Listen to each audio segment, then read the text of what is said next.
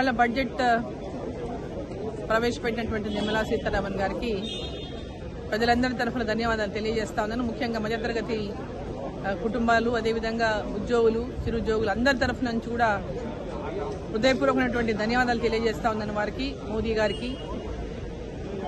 ఈరోజు బడ్జెట్లో చాలా బ్రహ్మాండమైనటువంటి బడ్జెట్ మధ్యతరగతి కుటుంబాలకు కానీ, అదేవిధంగా ఉద్యోగాలు, చిన్న ఉద్యోగాలు చేసుకుంటున్నటువంటి మధ్యతరగతి ఉద్యోగాలు చేసినటువంటి వాళ్ళకి కానీ, ఒక ఎంతో కాలం నుంచి ఎదురు చూస్తున్నటువంటి వారికి ఇవాళ పెద్ద ఒక రిలీఫ్ ఈ బడ్జెట్ ద్వారా వాళ్ళకు మధ్యతరగతి కుటుంబాలకు ఇచ్చిందనే చెప్పాలి.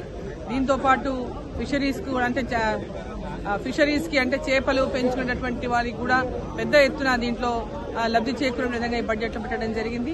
అదేవిధంగా పత్తి, కాటన్ విషయానికి వస్తే కూడా కాటన్ పండించేటటువంటి రైతులకు కూడా పెద్ద ఎత్తున ఆదుకునేటటువంటి విధంగా ఈ బడ్జెట్ లో పొందుపరచడం జరిగింది. సో ఓవరాల్ గా చూసుకుంటే ఈ బడ్జెట్ లో బ్రహ్మాండంగా అందరూ ఏదైతే ఎదురు చూస్తారో ఇంతకాలంగా ఈ బడ్జెట్ లో ఏదైనా ప్రత్యేకత ఉంటుందా అని మధ్యతరగతి కుటుంబాల వారు, ముఖ్యంగా మధ్యతరగతి కుటుంబాల వారు ఏదైతే ఆశించిండ్రో, ఎన్నో రోజులుగా ఆశిస్తా ఉన్నారో వారి కలలు నెరవేరేటటువంటి విధంగా ఈరోజు ఈ బడ్జెట్ ఉంది.